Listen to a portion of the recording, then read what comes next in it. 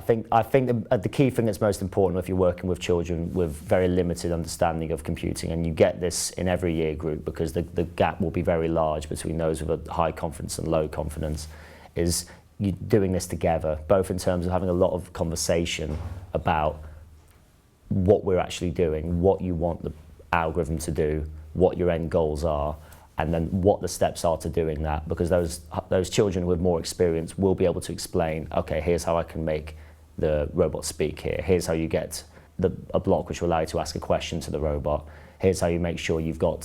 some waiting time in between so the robot doesn't go too quickly for you. And making sure that conversation is had, I think, is most important in the computing lessons. And if you need a little reminder on that bit, because we spent a lot of time on the questions, just have a little play around, because this will be a good time to talk about how we do this.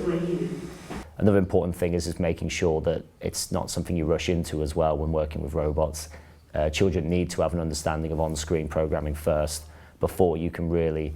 get full access and full use out of the robots. However, it is very interesting with those lower ones, because it's something which, you know, down to very young children working with robots, you can make it work, I find, due to the fact that they will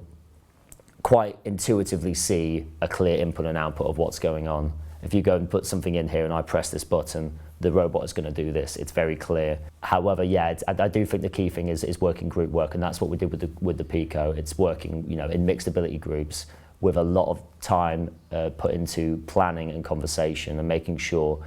you know, everyone gets their turn to to put blocks in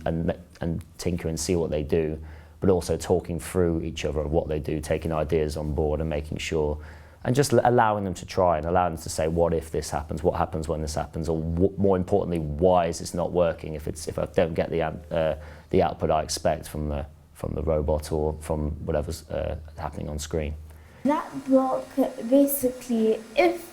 you put an answer contains something like a specific word,